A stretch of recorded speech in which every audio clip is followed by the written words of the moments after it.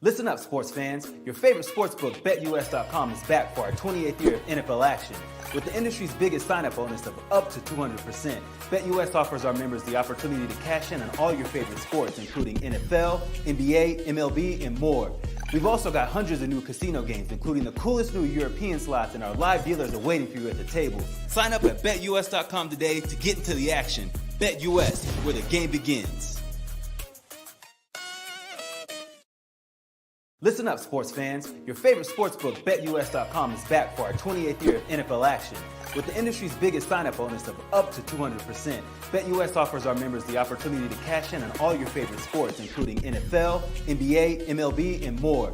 We've also got hundreds of new casino games, including the coolest new European slots, and our live dealers are waiting for you at the table. Sign up at BetUS.com today to get into the action. BetUS, where the game begins. Listen up, sports.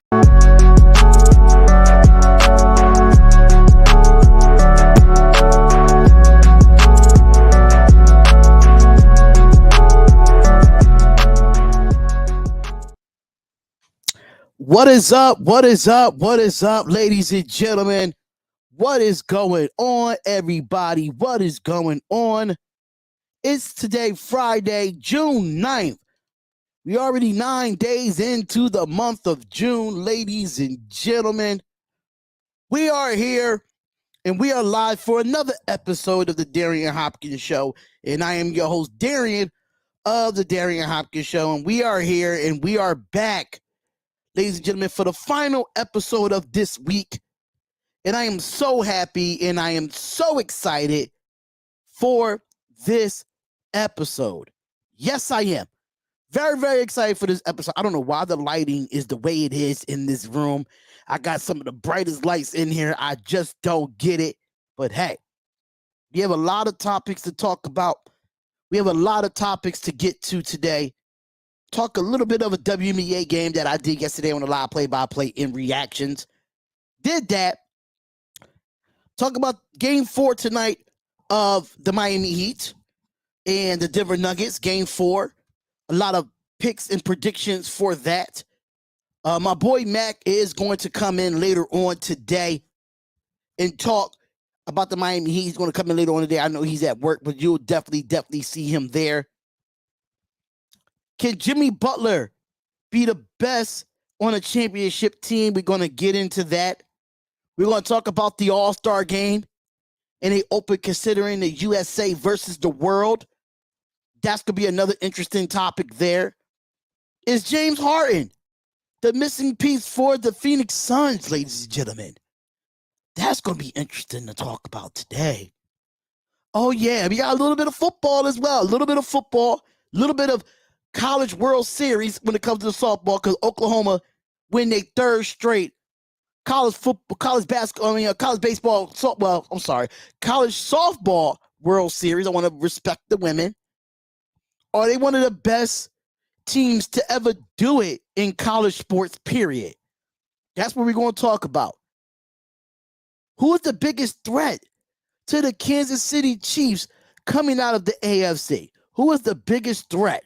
Got a few teams that I want to talk about there.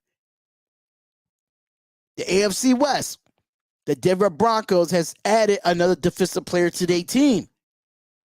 And can DeAndre Hopkins, which is my cousin, which is my family that everybody say he is, can DeAndre Hopkins be great for the Patriots? And last but not least, we're going to talk about DeWanna Bonner scoring 41 points against the undefeated Las Vegas Aces and ending their streak in the WNBA. But before we get into any of those topics, make sure you hit the like button and subscribe to the channel on the YouTube channel. Make sure you follow us on Facebook at The Darion Hopkins Show. Follow us on Twitter at The D Hopkins Show. Follow us on Instagram at The D Hopkins Show. Make sure you follow us on Spotify, Darion Hopkins Show for the audio podcast. Follow us on Apple Podcasts at The Darion Hopkins Show. And Amazon Music and iHeartRadio at The Darion Hopkins Show. But shout out to the sponsors Shout out to the sponsors of the Darion Hopkins Show. And this show is sponsored by SeatGeek. For all your live concerts, all your live events, all your sporting events, from R&B events to the Roots Picnic or the NBA Finals, the NHL Finals, MLB games. And you want to go to R&B concerts, rock concerts, rap concerts. You go to SeatGeek.com and use that promo code DHopkins and get $20 off your first purchase with SeatGeek.com. So promo code DHopkins and get $20 off your first purchase. Then we have Bet Us. If you are in the sports betting world or you like to play online casino games, go to betus.com. Or you could go to the link in the description and receive 125% of your sports book upon your initial deposit using the special offer that I have in the description there. So thank you, everyone. Thank you, everyone, for being here on the Darion Hopkins Show. I really do appreciate everybody and everything that is being done. Much, much appreciated. But let's get into a little bit of some topics before we get into the NBA Finals. Let's get into a little bit of topics, and I want to make sure that I share this live out and share this podcast out to everyone. So if you're watching this right now, make sure you tell a friend, tell a friend. But I was not going to get into the NBA Finals right now. I wasn't going to do it. But my boy, Matt Campbell, finally came into the building on some earlier basis today. Oh, yeah. What? Oh, yeah. Now Good I'm back in town.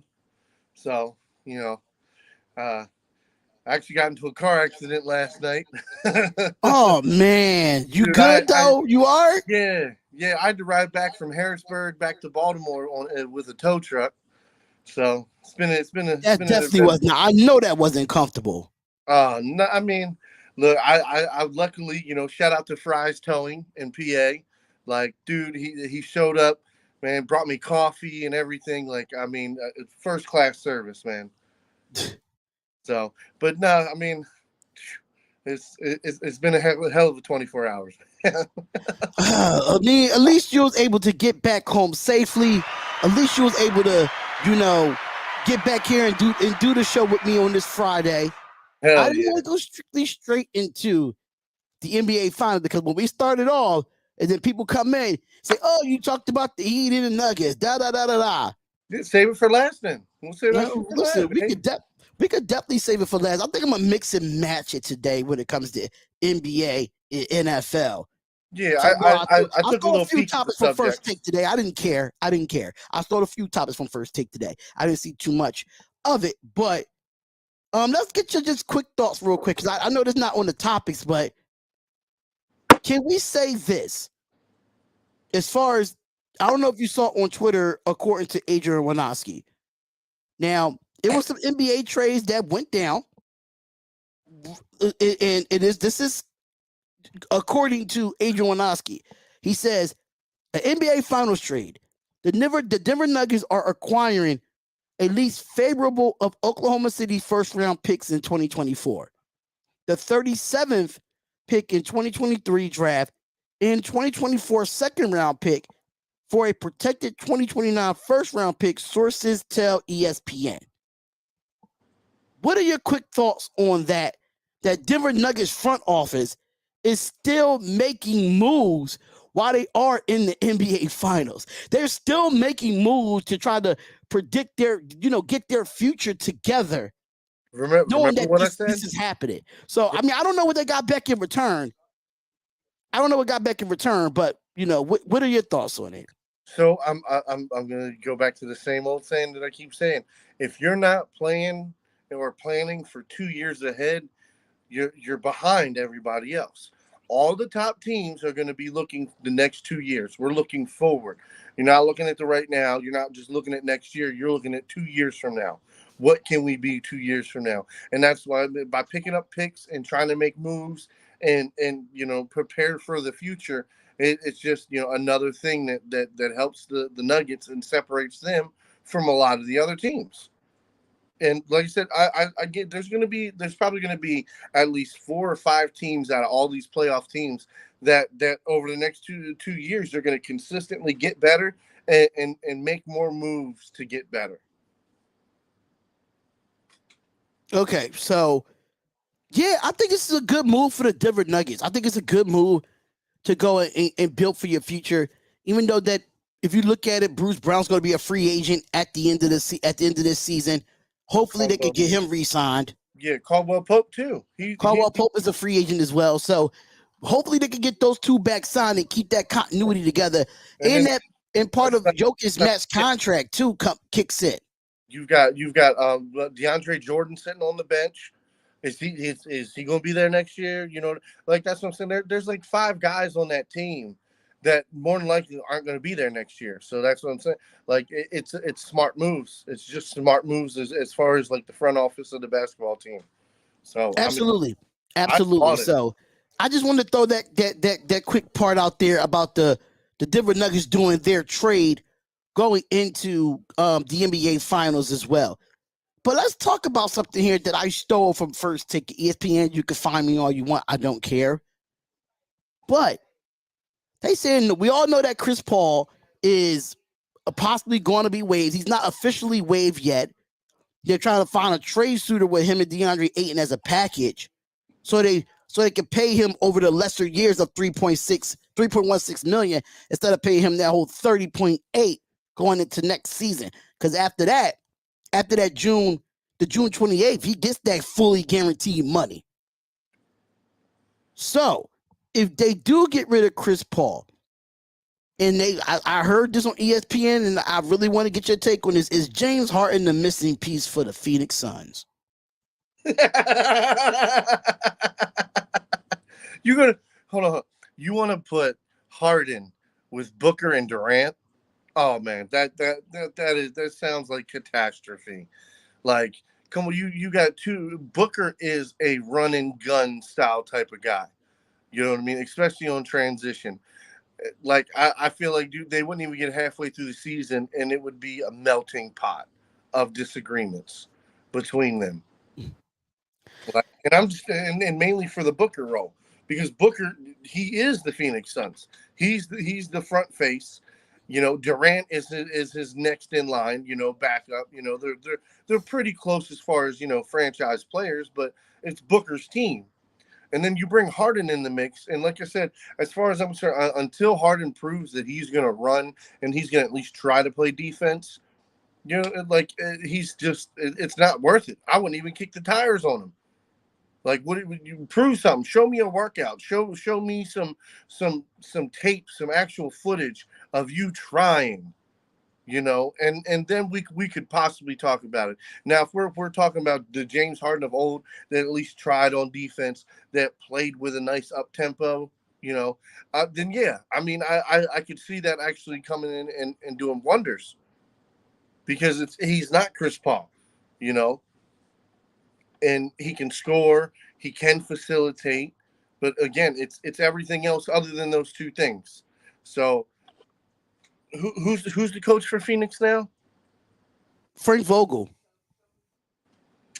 Yeah, I don't see that as even, you know, a really good match. I don't.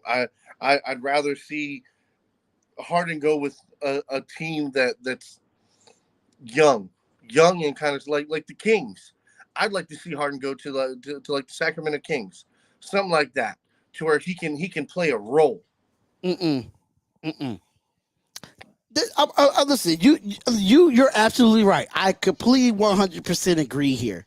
He does not fit with the Phoenix Suns. And I'm gonna tell you one thing: people fail to forget that Frank Vogel is a defensive type of coach. James Harden don't play no defense. Yeah, that's why. So, as soon as you said Frank Vogel, I knew that that just doesn't even sound right. You're gonna get James Harden for Frank Vogel. Like, dude, that man's gonna be fucking the veins are gonna be popping out of his head. Right? Yeah. Fucking basis. And yeah, no, I feel like you're putting that man in the early grave by giving him Harden. Absolutely. And I feel like with James Harden here is that I thought, from what I've heard, according to sources, that he was torn between staying with the 76ers and going back to Houston. So somebody, I forgot the lady name, she was on a radio station for ESPN saying that she heard stuff around the league about James Harden possibly going to the Phoenix Suns. I think is built up for disaster if he goes there. Frank Vogel is a defensive type of guy. That's how he won that NBA championship back in 2020 in that bubble, because defense does win championships, but he did have a good team too with the Los Angeles Lakers, and you have a good team here with the Phoenix Suns. You don't want to mess that up where James Harden is, to me, people might say he's not a selfish player, but he is a selfish player mentally. He wants you to think about himself. He wants to think about nobody else. And he does not want to help his teammates around him. Yes, people might say, oh, he led the league in assists, but his personality shows me that he's a selfish player. So when it comes to James Harden going to the Phoenix Suns, it's an absolute no-no. Do I think they need to go younger and get a younger point guard, probably than whoever going in free agency? Because I feel like, me personally, Fred VanVleet would be a great fit for the Phoenix Suns over James Harden. So yeah, I would love to see James Harden go somewhere else, but not go to Phoenix Suns and mess up with Devin Booker and Kevin Durant is trying to build.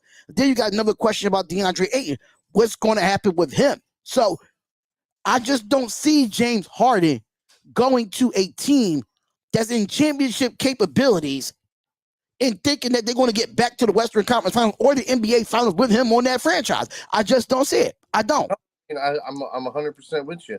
Like I said, I could see, Harden going to a rebuilding team, a team that's on the cusp maybe, but a team that's already solidified, and especially, with a defensive type of coach, that just doesn't make sense. It's like the old saying, you're beating a dead dog. Why even do that? Absolutely. I'm just highlighting the comments here. Shout out to everybody that's in the comments. Shout out to everybody here. He said, let's go Nuggets. Shout out to Sanchez. Shout out to RC. Shout out to Robert Nunez. Shout out to Tyra. Shout out to everybody that's in the building here. Harden could definitely go to a team with low expectations. His game doesn't resonate with the word championship. Well, I mean, if that's the case, then the Houston Rockets. The Houston Rockets is one of those teams that you can go to if you want if you don't want to like with low vibration, because for real, if you want to be honest, the Houston Rockets ain't winning no games right now. They're just not. Yeah. And if you're going to trade for James Harden, you're going to have to give up younger assets. If you want to trade him, bring Jalen Green over to the Philadelphia 76ers. I'll be happy with that. He's a young guy. He can score. And he's not a point guard, but give me another scorer. I'll take it. And it hurts. It's better than James Harden. But I could see a team like the Wizards going after James Harden to, you know what I mean? Literally, you put him with Beal, and it's a slower paced game, but again, they're going to be one of the teams that have money to do it, and they have enough assets to where they can make a decent trade, and they could actually afford to pay Harden, especially because Porzingis is gone. Kuzma's more likely going to be gone. Like a lot of our role players and a lot of the key players that over the last couple of years, they're going to be out the door this year because they're going to be free agents. Right. So I disagree. I don't think Houston wants James Harden. I do, because I feel like if Houston wanted him, Houston would have already had the trade in works. They would have already been in big talks. Like things would be moving for them. And the problem that I don't get with this, Matt, because we both agree on this, I don't understand why James Harden is asking for a max contract. What have you done to deserve a max contract in the last 2 years? You have not done nothing to earn a max contract. Yeah, I'm sorry to say, you just have not deserved the max contract. If you're James Harden, you got to come to realization that your game is on a decline. Yeah. I mean, again, and it's the same thing we keep hitting on. Until you're willing to play all facets of the ball, which is defense, transition, offense, they all have to be there. You have to have good transition defense. You have to have good transition offense. You got to play defense, and like I said, I won't take anything away because, like, dude, when Harden has confidence and Harden wants to, Harden can go out there and he can put up fucking 30 points. You right. know, he can get you a handful of rebounds. He can get you a handful of assists. But again, how much is he slowing your game down? How much is he slowing everything else down? And that's what I'm saying. Like, depending on what team actually wants to go get him or pick him up, it's like, is he going to hinder your team, or is it just going to be like, again, well, we can play around him. Exactly. That, Exactly. So and for to me, me, you're going to have a lower level coach. A lower level players coach is what he's going to is what's more than likely going to work for him. And that's why I'm saying, like, you they hit on Orlando. Orlando kind of makes sense. The Wizards kind of makes sense. Even Toronto kind of makes sense because it's one of those lower level teams that can afford him, and the coaches, more buddy buddy. They can be buddy buddy with Harden because well, obviously. as of right now, as far as Toronto goes, Toronto doesn't have a coach. And if the Toronto hires Doc Rivers, he's definitely not going to Toronto. Oh no, for sure, for sure. But I And mean, I don't think Doc Rivers wants James Harden in Toronto if he does get hired there. oh yeah, for sure.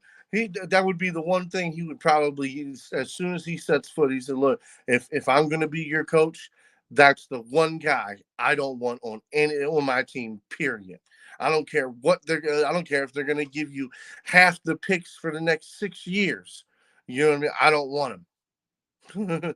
you know, So Harden is asking for a max contract, shaking my head, and D'Angelo Russell was asking for $100 million from the Timberwolves to before he got dealt. No wonder he got traded. I don't know why D'Angelo Russell is asking for a goddamn $100 million. What have you done to ask for $100 million? See, listen, we gotta think you, Robert Nunez. Harden is uncoachable. Absolutely, he's very uncoachable. So we both agree there that James Harden is definitely not the guy here. But I think we got to go side by side on this one. I think we're going to have to change the layout real quick on this one yeah, and make it big and simple. Can Jimmy Butler be the best player on a championship team? yes. Meaning that can can Jimmy Butler, do he need to go get other pieces so he could be a secondary guy? Or he could be that guy for a championship team. So I'll say it like this, okay? If you give him another semi-dominant wing or power forward, it's fucking over. Like, dude, he could probably get to the championship 3 or 4 years in a fucking row with the amount of talent that he has, and he's not even close to his decline yet. So, you know what I mean? Like, you have a guy like Bam, and you have a good role playing, but now that's what I'm saying. Imagine exchanging Kevin Love for a young power forward. And you know what I mean? Like, there's even Kuzma, even putting Kuzma down there with him. Like, believe it or not, that's boards, that's good high percentage shots. That's somebody who's going to play every minute of the game that you put him in. And like that right there would be huge. Like I said, this Miami team that nobody expected to do anything, that's built with a lot of undrafted guys that have definitely lived that have showed up way past their potential. I mean, come on, man. Like, Jimmy Butler got them this far. So yeah, I'm saying, like, you get him one more good role player, like really good or starting role player, bro, money. Like Michael Porter. If you gave him a Michael Porter, I feel like Michael Porter would be a fucking animal. Like, when does Michael Porter get the lobs? When does Michael Porter, they're looking for him on a constant basis to run to the rim and dunk? Like, most people, like, I've had a couple people like, oh, that's not Porter's game. But then you turn around and you watch him you watch him in these playoffs, and he's done it time and time again. Where if you feed him the rock and he's got space, he can get to the cup. And that's what I mean. Like, you give Jimmy Butler another, like, bigger guy that he can rely on, because I'm just gonna be honest, Bam is a little inconsistent. He can be very dominant when he wants to be, and I'll give that to Bam. He's a solid contributor on all facets of the ball, but he's not dominant night in and night out. And by dominant, I mean I think putting he's up 20 dominant night in and night out. It's just depending on the matchup that makes him not dominant. Now I know he struggled in the Boston Celtics series, but I think on a night in basis he could definitely be consistent. I mean, I say yes that Jimmy Butler can be the best player on a championship team. oh yeah, I think he can, and you have to understand what this Miami Heat team has done to get here. Understand that. These guys are a bunch of undrafted free agents. I get it. But I do feel that he do need some other offensive options where you really can't. I don't really know how to say, but you need other offensive options that could be reliable. Because you don't know what you're going to get out of Max Strus every night. You don't know what you're going to get out of Gabe Vincent every night. You see Caleb Martin struggling in this NBA Finals. You know what you're going to get out of Kyle Lowry, but you're not going to get as many minutes because he's up there in age. Same thing for Kevin Love. You're not going to get that many minutes from him either because he's up there in age.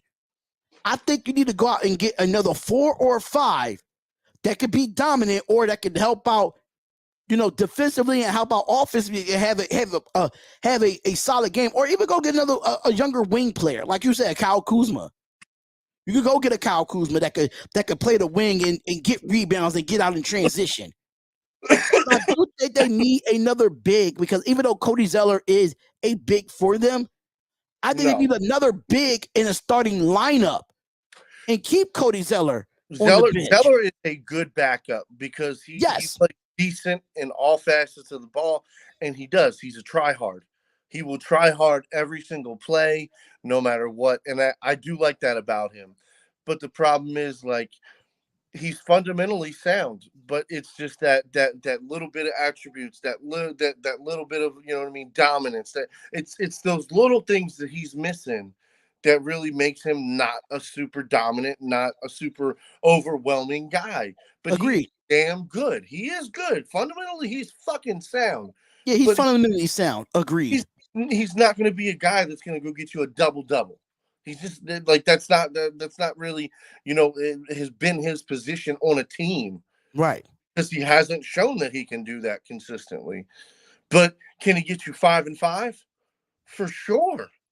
He could probably get you a little bit more than 5. He could probably get you like 8 at the most. Guaranteed. If you're giving him 15 to 20 minutes a game, he's going to get you at least 5 and 5. He'll get you 5 points, 5 rebounds, and he's going to play good ball. That's what I mean. Like he's definitely a solid contributor. And on that hand, it's just like, you keep him, and like I said, you go younger and you replace Kevin Love with a younger, stronger power forward. Agreed. Like, I mean, even if you was to bring TJ Warren in there. Yeah. You know what I mean? Like that I would love for TJ Warren to come in and be in the starting 5 for the Miami Heat over him being in Phoenix right now. There's multiple guys in free agency this year that can just make so much sense. And it'll make Jimmy Butler that much more. I mean, it just makes him that much more dangerous, because then you're giving him another guy that he can send the ball to, and then now you can't double Jimmy at times, because now you have to stay space, because you can't, like I said, he gets a guy like Kuzma or TJ Warren, they can shoot the 3. They can put the ball on the deck and drive to the cup. They got mid-range shots. You know what I mean? They can beat you in multiple ways on offense, and they play defense. Agreed. So yeah, man, it just makes Jimmy Butler a more dangerous player. And absolutely, like, I'm sorry, there's nobody in free agency I would pick over Jimmy Butler. Nobody in this free agency this year I would pick over Jimmy Butler. I just wouldn't. Nobody. It's just gonna be some tough choices for the Miami Heat now, knowing that Caleb Martin is going to be a free agent. Duncan Robinson value has gone up. I think he is in free agency. Tyler Hero coming up on his last year of his contract for the next upcoming season. I think they're going to keep Tyler Hero. Duncan Robinson value is going up a little bit more now since you saw him in playing time in these playoffs due to the Tyler Hero injury. So his value has went up. Caleb Martin's value has went up because how he performed in these playoffs. So It's going to be some tough decisions going into the offseason, how to get more quality players for Jimmy Butler and try to keep the core that you had. So it's going to be some tough decisions that's going to happen. Yeah, no, me personally, I feel like this is the way it's going to go. Duncan Robinson, they're going to, what I mean? He's going to walk in free agency. He's going to go to a new team. You think so? I feel like Caleb Martin is going to be the one that they hold on to. I think they're going to hold on to Caleb Martin because, I mean, honestly, if Lowry goes, Lowry's getting old.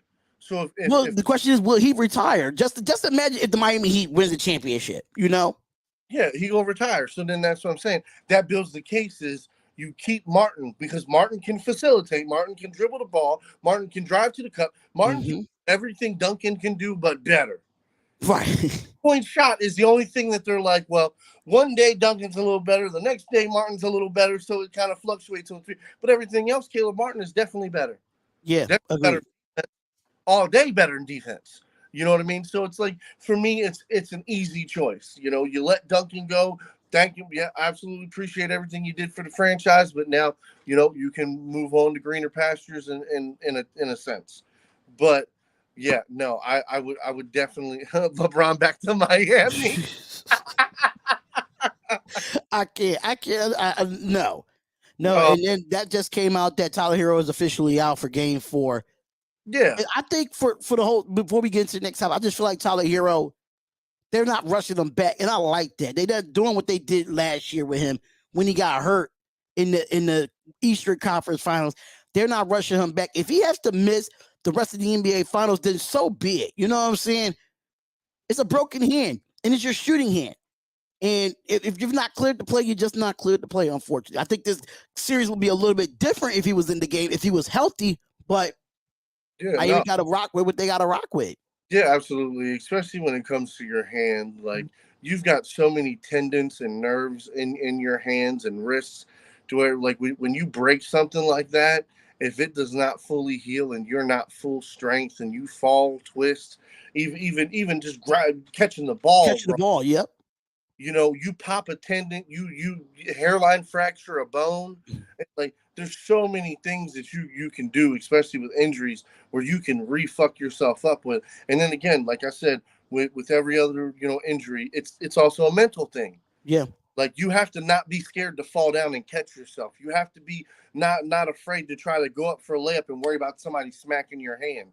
Like, there's things that step by step you have to go through to get your mental confidence to the point where it needs to be, where you feel like, okay, I'm back to myself. I can do this. And that's what I'm saying. Like, when they rush players onto the court, you can see it. A lot of times they have that mental where they're like, not sure. I'm not sure. And the NBA game is so damn fast. Like, you don't have time to hesitate. Don't. If you're talking to yourself in your head, you lost. It's absolutely.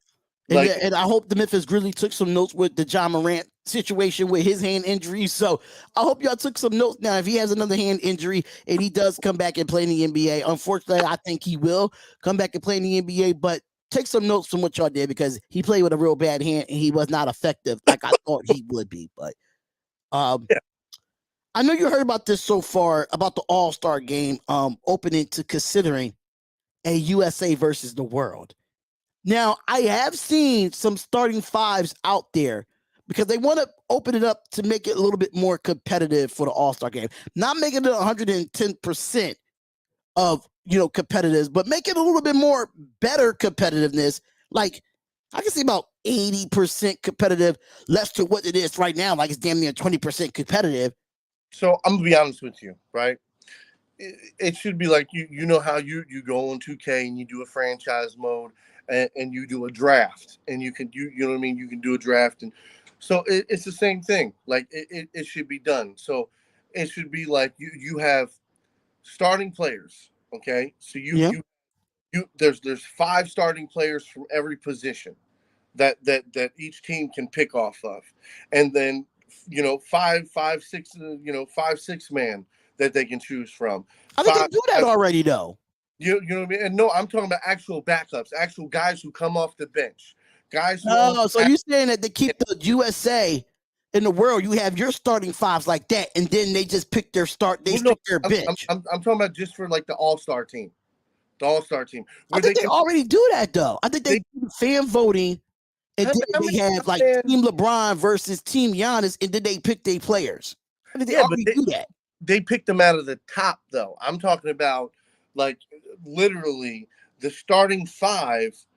After the starting five, everybody else is literally all the guys who play the 6-man role, the guys who play starting point guard off bench. You know what I mean? Your shooting guard off bench, your power forward, your small forward, and your center. All these guys come off the bench. That's what I'm saying. So it'd be like, okay, we're going to cap the minutes. So anybody who played under 15 minutes a game for the bottom tier positions, pick the best players out of that pool. To where when guys are coming off the bench in the All-Star game, it's not all just, you know what I mean, the big name guys. Where you have the key role players that are coming up. You have some of the younger guys that are coming off the bench showing up, or some of the old vets coming off the bench and really, you know what I mean, making a difference in games. I mean, I think it's like that. Now the international, right? Are they talking about like now? I know they used to do it. I don't know if they do it like the rookies and the young guys. When they're coming in, they have, you know what I mean, they'll have the United States one, the USA team, and then they'll have the international team. I don't know if they still have that because I haven't seen that game in years. But, you know what I mean? Like it used to be the rookies versus sophomore games. I think they should go back to rookie versus sophomore games instead of it. Then bring the USA versus the world, because I feel like you have LeBron James versus Nikola Jokic, and then you have Steph Curry and Luka Doncic, Giannis Antetokounmpo, Joel Embiid, all international players. I could keep going with international players that could be in the starting five. And then you have, you know, the Kyrie Irvings that could be in the All-Star. I'm just saying, as far as I think it's enough international and it's enough USA to have at least try it out for a year to see how the ratings go, see how the viewership go, or you could put in just a starting five, USA versus the world, and then whoever on Team USA and Team Europe or Team World, you vote the starting fives for Team USA and Team World. Then you let whoever it is pick whoever you want to pick as far as your 6-man in your bench. I think it should be like that. But, I mean, I just wanted to see, let's see the best guys from the world against the best guys from the USA in one game in the All-Star game. Why not do it? Man, why not do it? Luka Doncic, you got Jamal Murray from Canada. Like, I'm telling you, got Steph Curry on USA. Bro, I think that would be great for the All-Star game. Ratings will be up the roof for the All-Star game. Yeah, for sure. For sure. We know that the All-Star game is really, I mean, the best thing of the All-Star game, let's keep it real, is the 3-point contest, because the dunk contest has been terrible. Terrible. Hold up. You better give that white boy a little bit of credit. I'm not. The slam dunk contest has been terrible. Listen. Compared to, it haven't been good since the Eric Gordon and the Zach LaVine days. That's just me. Yeah, I mean, I'll say this. It hasn't been as entertaining. I'll say that. But the whole simple fact is that they let a guy from the G League come in and steal the dunk contest. And I'm sorry, you know what I mean? Like he's like your average sized white dude. So you're telling me that nobody else can come up with anything more creative to beat him? No. So that's why I'm just saying a guy pretty much, you know, coming from G League, coming up and doing that and winning the title for the dunk contest. For me, I thought that was great. I thought it was a great story. It was a great story, but I'm saying it shows the NBA that the G League has talent and they need to look more into the G League. Oh, for sure. And you know, and I think honestly, I think that's another problem. And that's why, you know, Adam Silver was talking about expansion. And I hope they expand it and at least bring in 2 more teams. If not shit, bring in 4 more goddamn teams.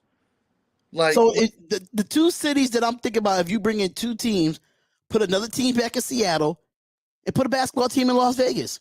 Well, you know LeBron's gonna get a basketball team in Vegas. He wants to own a basketball team in Vegas. You know that so if they get Vegas ball, it's gonna be LeBron ball all day long. Now the question is though, because if you look at it, Seattle is considered a Western Conference team. Vegas is considered a Western Conference team. How would that work if we go get Seattle and Las Vegas and they Western Conference teams? How are we going to expand the Eastern Conference? Now, that's going to be a question that we could talk about as well. I mean, and again, like you said, I mean, you got South Carolina, you got Virginia, you got what I mean. You got plenty of states on the eastern coast. I mean, St. Louis, you got St. Louis. You know But what I it's mean? considered like Midwest, where you got Chicago there already. Yeah. So Chicago's in the Midwest as well, but they still consider the Eastern Conference. So I get it. Yeah, and I mean, and that's what I'm saying. It's just like, I mean, there's plenty of spots over here on the East Coast. I mean, even Baltimore. Shit, give Baltimore a damn team. You know, we You think Baltimore is a big market for basketball? You know, Baltimore is a baseball and football city. We know that. Oh man, are you kidding me? Look, I'm keeping it 100 here. If you put a basketball team in Baltimore, you're talking about sellout crowds. You know what I mean? Within a year or the first year, if not the second year. I mean, Now Minnesota. Now you can move. That is true. You can move Minnesota to the East Coast. You can, because Minnesota is a East Coast team that's in the Western Conference. So I'm confused about that. Yeah. No, I mean, so you can move Minnesota and add a extra city, and then put Seattle and Las Vegas on the Western Conference. That means the NBA season is going to be longer. It's going to be more than 82 games. Hey, I'm all for it. I'm all for it. But USA versus the world, try it 1 year, see how it turns out. Or you could do this. You could change up the dunk contest a little bit. Let's see who's the best dunkers internationally and who's the best dunkers USA. USA versus the world in a slam dunk contest. Let's see that. You never know. Yeah.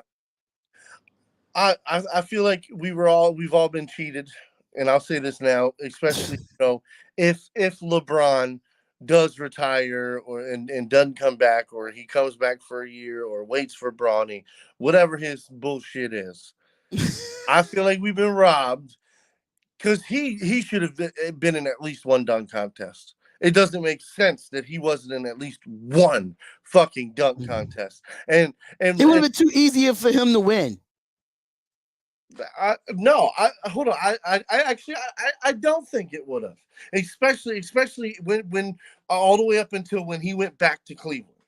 If he would have done it any year in there up until he went back to Cleveland, he'd had run for his money.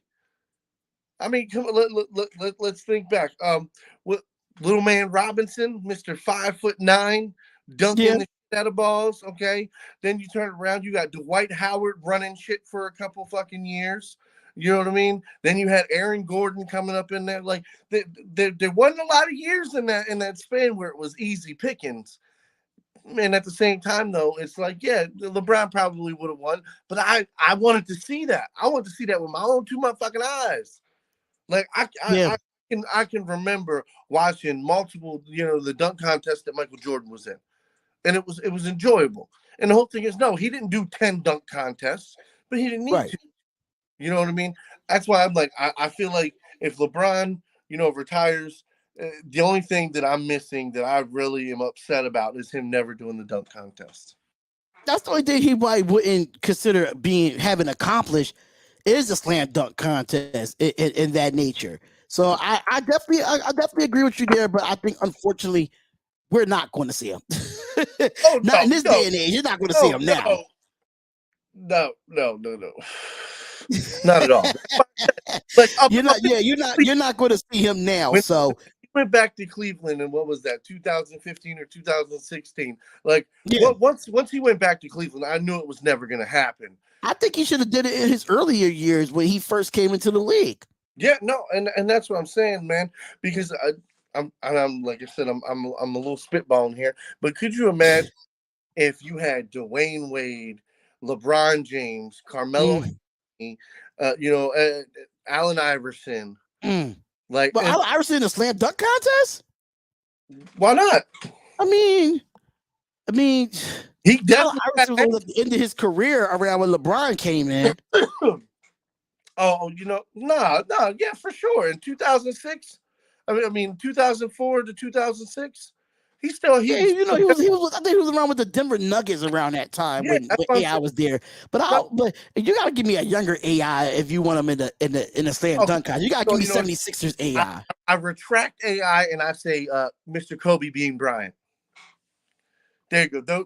Those you see, got I would let that. You talking about an older Kobe Bryant, there. What do you mean? In the early mid 2000s, he wasn't even in his 30s yet until what was it, the like 2008 2009? Yeah, I could say Hold that. on, because I was gonna say, wasn't in 2010 that he jumped over a fucking car? Are we going to really sit here and say that he really jumped up? I still don't believe that to this day. I still don't believe it. I still think it was photoshopped. I still think he had a bungee cord and they disappeared the cord so he won't see it. I still don't believe it to this day that he jumped over a damn car. I still don't believe it. Okay. If Vince Carter can't do it, what makes you think Kobe Bryant can do it? Okay. I mean, yeah, but now if you want to go and put a younger, I've seen the video. If we could go put a younger Vince Carter in there with a younger LeBron James in the slam dunk contest, I think we would have a show. I mean, shoot, even 2004 Vince Carter versus 2004 LeBron, that would have been a hell of a banger. Oh, I think Vince Carter would have came back. He would have came back and got in the dunk contest if LeBron James was in it. No ifs, ands, or buts about it. No ifs, ands, or buts about it. But hopefully, they make it more creative for the NBA All-Star Game. Hopefully, they can do that. Well, I mean, I think they should, like I said, I think they should branch out, man.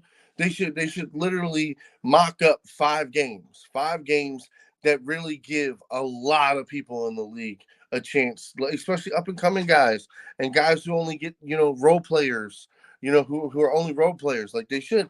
I mean, the best 5 role players coming off the bench versus the best 5 role players coming off the bench. You know what I mean? Like that game would probably be banging because that's some of the best shooters in the league right now are coming off the bench. So, absolutely. They have that 3-point contest for a reason, but they really be iffy about the 3-point contest as well. So I mean, the 3-point contest is always going to be good. I think it's always going to be a good turnout for the 3-point contest because you get the best shooters in the league. And now, I mean, it's going to be understanding to I don't think Klay Thompson's going to be in it anymore. I don't think Steph's going to be in it anymore. Fucking God. If you wanted to see, a new guys to be in a 3-point contest outside of the best shooters in the world, who would it be? I would love to hear this from you. I mean, so of course I'm all off break. Uninjured Tyler Hero is definitely. I'm definitely putting him in there. Are you putting Duncan Robinson in there as well to compete with him?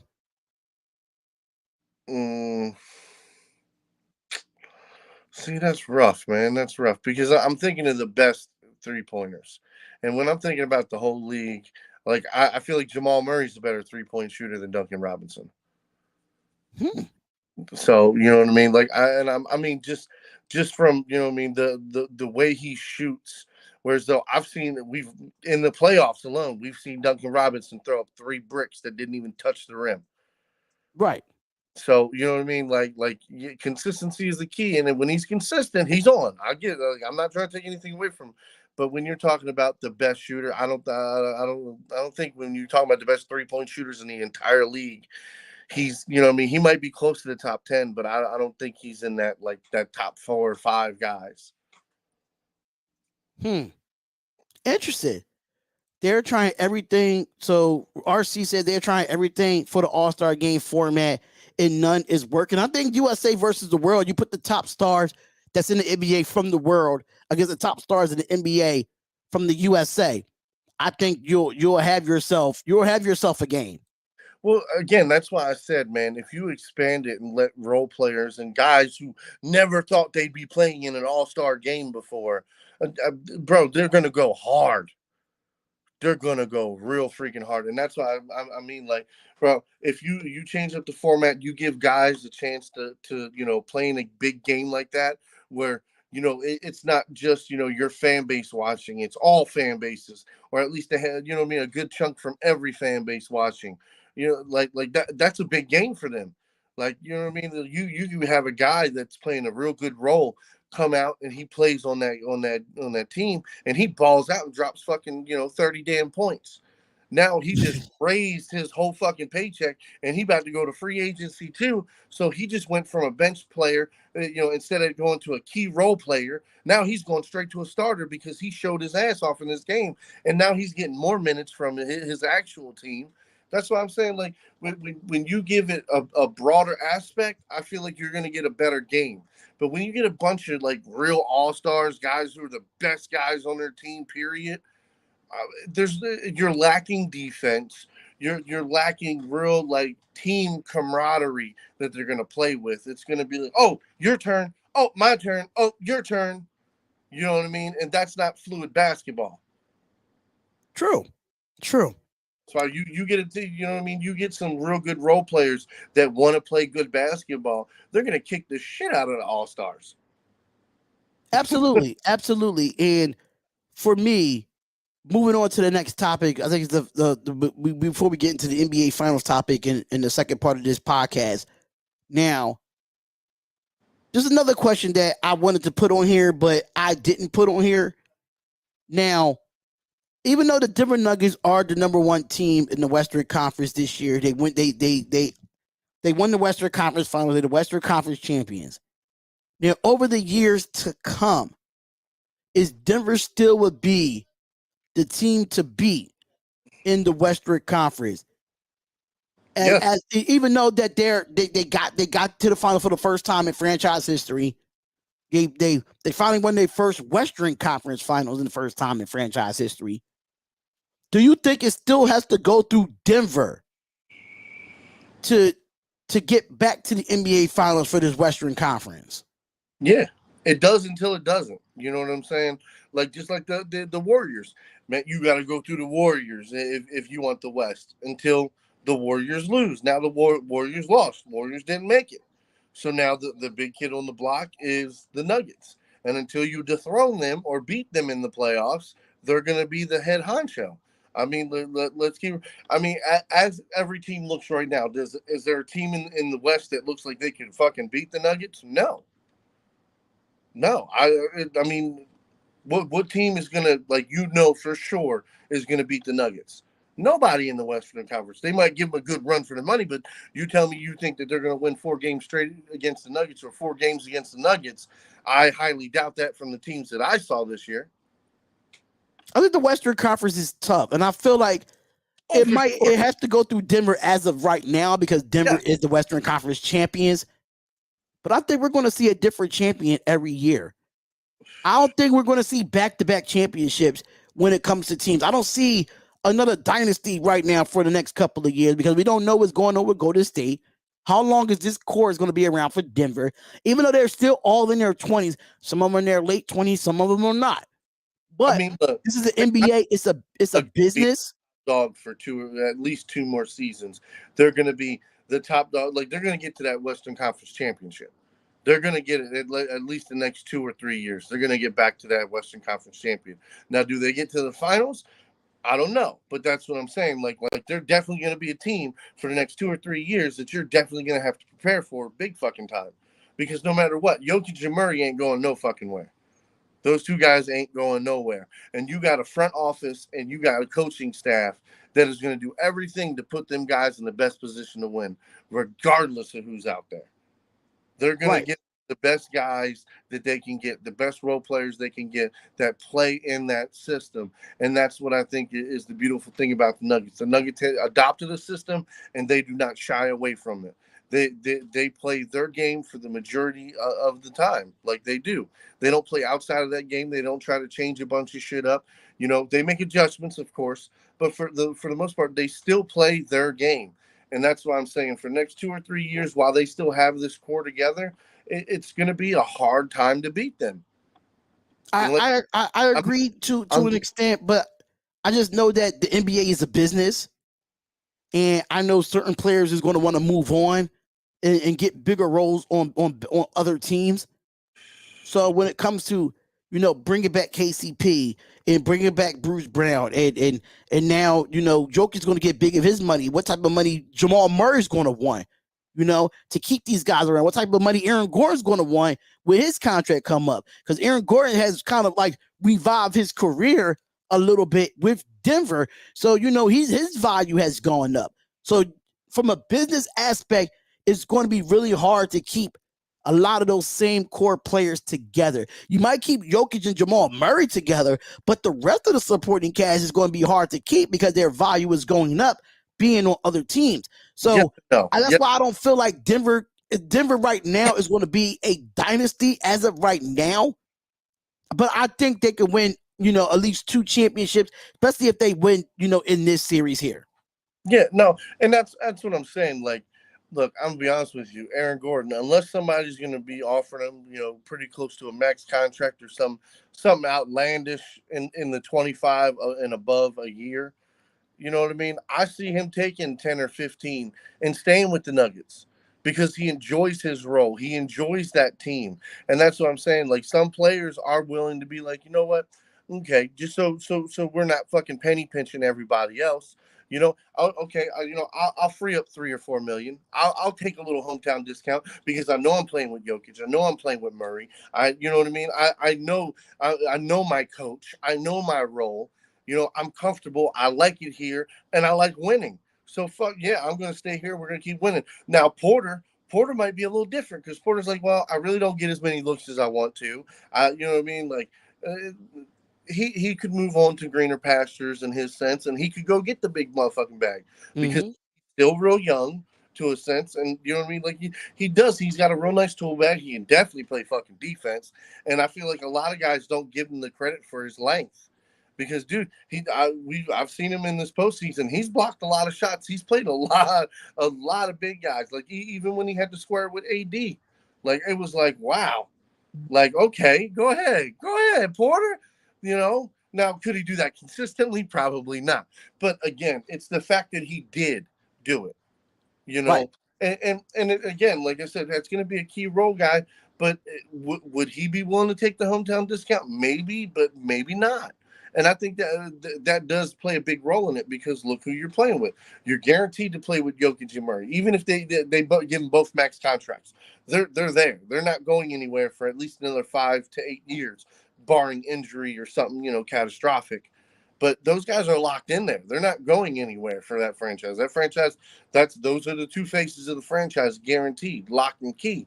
So that part, knowing that those are your 2 main guys, and those 2 guys are not selfish. They play great team ball, and they're fucking clutch. So again, like dude, it's gonna be fucking awesome for the Nuggets. Hopefully they keep flourishing over the next few years. And I'd like to see Jokic get 1 or 2 championships. And that to me would absolutely, like I said, if they win the championship this year already, like dude, probably the best small and big man duo. Like, and it hurts to say it because, dude, I love me some Kobe and Shaq. Kobe and Shaq was like that was my prime favorite big man, little man duo. But I feel like these guys give you that much more. I mean, when you got 2 guys to average a triple double in the finals, that's fucking huge, bro. That is it is huge, but I wouldn't compare them to Kobe and Shaq just yet. Not yet. They're there. They're on the cusp of getting there, but right now they gotta do it. They gotta do more for me. I understand they made history with the triple double in the NBA Finals. I get it. So but if you look at that run with Kobe and Shaq, bro, phrase it wrong. They're definitely, what I meant to say was they're definitely going to be better. Like my number 2 is Stockton and fucking Malone. Stockton and Malone have been my number 2.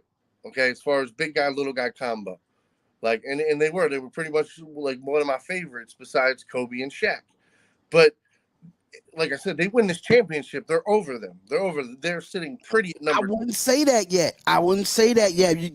They have to do it over a custom of years, just like Kobe and Shaq did it. To me, the one year you win the NBA Finals and you made history through this whole season, I understand. I get it, but it has to be, to me. It has to be dominance and win multiple championships to get over Kobe and Shaq. Oh yes. That's why I said I definitely phrased it wrong. Because I meant Stockton, and then they'll get over Stockton Malone because they haven't won championships yet. I get it. They didn't win a championship together. Right. They did a lot of great games, and a lot of great, playoff games together, but they never got the chip. So if Jokic and Murray win the chip this year, they're automatically over them. And then, like I said, the number one, the top guys that's Shaq and Kobe as far as a big man, little man combo. And yeah, you're right. They would have to win at least 2 or 3 championships over the next 5 years. Mm-hmm. Even think of surpassing them as far as the actual dynamic duo of it. Right. But we're talking about 2 guys that play, absolutely extraordinary together. Yeah, they're already right up underneath of them. They're nipping at the heels because, like I said, it's been over fucking almost 2 decades now since we've seen 2 guys gel together and do the type, play the type of game that these 2 are playing. Agreed. 100% on there, and I think that yes, as of right now, it has to go through Denver. You have to dethrone them from the Western Conference as a Western Conference champion to get back to the NBA Finals and have a different team in the Western Conference. If you look at the last couple of years, you had different Western Conference teams make it to the NBA Finals, from the Denver Nuggets, from the Phoenix Suns, from the LA Lakers. You've seen in the Golden State Warriors, you've seen different teams in the last 4 years. Different teams has been in coming out of the Western Conference. So as of right now, you have to go through Denver to actually dethrone them from the Western Conference as of right now. So yeah. You have to do a slow down, big game tonight. It is a big game tonight. Absolutely, it's definitely a big game tonight. We're definitely going to get into that in the upcoming days. But I want to, upcoming topics. I can't get the word out. Jesus Christ, I couldn't get it out of that wall. I don't know what the hell was going on. I couldn't get it out. But I wanted to shout out to your brain is moving like this, but your mouth is trying to talk. Yeah, my brain is moving. Yeah, it's like I want to give a shout out to Dewana Bonner from the Connecticut Sun last night. She was amazing against the only undefeated team in the WNBA, in the Las Vegas Aces, where they had their super team with Asia Wilson, Chelsea Gray, Chelsea Plum, and Candace Parker and those girls over there. She put up 41 points, 21 of that it was in the first half. She was 5 or 7 from the 3-point line, and she was balling against the undefeated Becky Hammond Las Vegas Aces that won the championship this year. They improved to 7-2, and the Aces get their first loss of the WNBA season against the Connecticut Sun. I wanted to give a congratulations to Dewana Bonner because that girl is very underrated in this league, and they need to stop making her underrated, and she should be one of those elites when it comes to shooting the basketball, because that girl could not miss last night. She could not miss. She remind me like she has the height of Jokic, but a little slinky. But she's not as powerful and she's not as powerful in the post. But if you put her out in the stretch and shoot the 3 and she's like a forward guard. She's like a forward guard. She could get up and down in transition, and she can shoot the ball very well. And when I mean shoot the ball very well, the Suns shot 50% from the field and 50% from the 3-point line last night. I'm just saying. I'm just saying the Aces is a good team, but defensively, y'all had no answer for her. Y'all had no answer for her, and I wanted to put that out there because I did the game last night, and I had to say, I thought the Aces was going to come away with this win. I really thought they were, but I kind of underestimated how great the Connecticut Sun was when they lost. They lost their best player to New York, and they was just in the finals a couple years back. Now they got a new coach. They got different players. Some players got waived. Some players got traded. Some players left for free agency, and they still the top team in the Eastern Conference right now. So congratulations to the Connecticut Sun getting their first dominant win, because I think they won by 20 against the top team in the WNBA. They won by 20 against the top team in the WNBA. Kansas Parker didn't show up. Aja Wilson still had her double figures. She reached the 3,000 points when it comes to her career. So congratulations to Aja Wilson, the reigning MVP, by the way. And we'll see. We'll see. I just wanted to throw that out there, man. D-Hop, we beat them the game before last in Vegas. She probably took it personally, LOL, and it came out looking like, yeah, we're going to give them their first L. That's exactly what happened, because y'all did just play them on Tuesday, and the Sun came back from a 19-point lead to still lose. And yes, they took that personally. I think they took that personally. What the hell Portland doing over there trying to trade Anthony Simons and build around Dame? I heard about that too, which is a quick take I want to talk about real quick. Damian Lillard, he shut down the rumors of him going to Boston. He went on the IG Live, and Jason Tatum commented under the live saying that, damn, we know that you don't want to come to Boston. So he was like, Damian Lillard was like, oh man, y'all got my boy Jason Tatum up here talking about, I don't want to go to Boston. I don't think he want to go to Boston, but hey, I don't know what's going on with Portland trying to trade Anthony Simons. I don't understand that at all. But what is your quick take on that whole situation there? You know, with Damian Lillard not wanting to go to Boston, and then they trying to trade Anthony Simmons.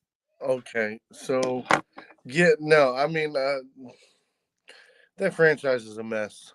it is like, bro. When you think that you understand what they're doing, turn around and do something else. It's crazy. Oh my god! I just got a text message, and you're never gonna believe what this guy just said. I'm not even gonna name call him, because Harden to the Celtics. Why would you even send me some mess like that? Harden to the damn Celtics. He said no. He said Brown is gone, Smart is gone, and they're gonna bring James Harden in. Don't you think Missoula got enough goddamn problems? Why? When like that shouldn't even be a damn thought. Sheesh. I'm like, what the heck? Like, bro. No, that is the funniest shit I've ever heard. Like, bro, like, I wouldn't even be that mad if the Wizards didn't got him. You know what I mean? That's my home team and shit. But you gonna put that bad juju on Boston? Why do you hate Boston so much? Leave Boston the fuck alone. Yo, look at what RC James Harden to the Washington Generals.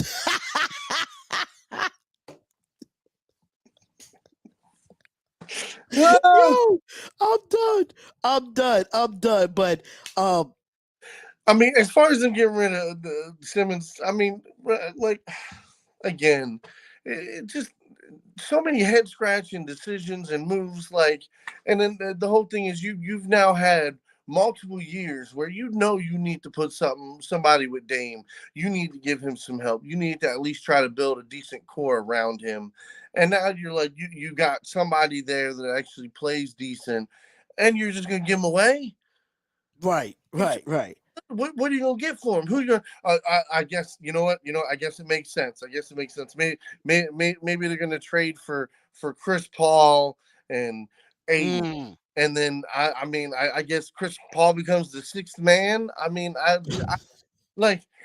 again, it's just like none of these things that you know what I mean. Like it's just hard to make sense of anything that Portland does. That's why it's like at this point, like. I just don't get it. Like, Dame, you either like the drama and the anticipation of people waiting for you to do something, and you just keep, I'm going to keep pulling them along. But I'm going to just keep adding on to the fire. So basically.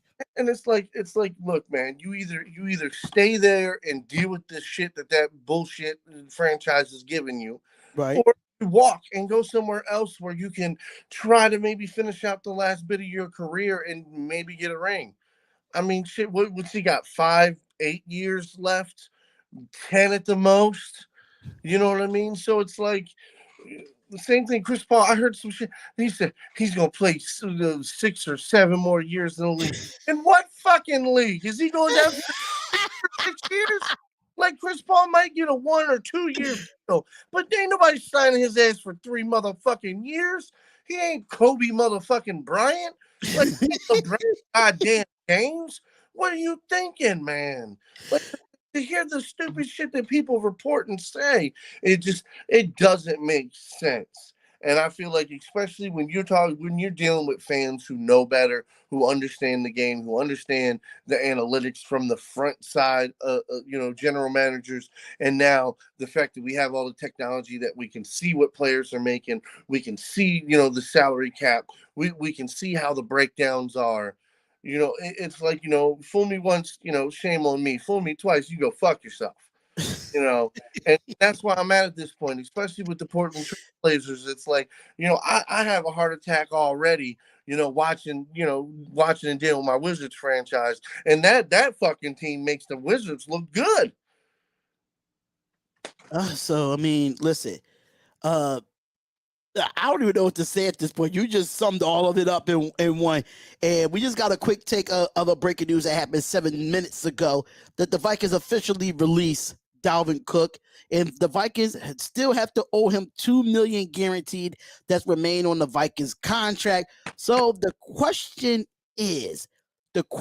of concern now becomes not only Dalvin Cook next team, but also how much money will that team need to pay him to get him to play? So it's not really old news, 10 to but 15. it's official. It's official that Dalvin Cook has been officially released from the Minnesota Vikings. So quick take for everybody. He would see Arku. They was going to release him on Friday, but now it's official as of today. They was going to release him. Yeah, they We have to all follow. knew that they was going to release him, but it's actually official that they actually released him. So it's official, and the Vikings owe him $2 million guaranteed until that contract is done. So where do we see Dalvin Cook going, and how much is he willing to take to go to a team? Now, I did talk about this yesterday that the Lions have good cap space. The Bears have the top cap space in the NFL out of all teams. The Jets still have a lot of cap space left. The Carolina Panthers have a lot of cap space left. So it's Panthers, Bears, Lions, Jets. It's the top 4 teams that have the most cap space left. So I'm gonna give you my 3 teams that make sense and can actually pay him a good amount. So again, to me, he's gonna get 10 to 15 million a year, because that's more likely what he's looking for. Now, if the right team was to approach him with, say, $8 million, I feel like he might go for it if he really feels like he can be, really involved with that system and be a real key player and get, where he wants to be at. So if you watch social media and you take it on that, right?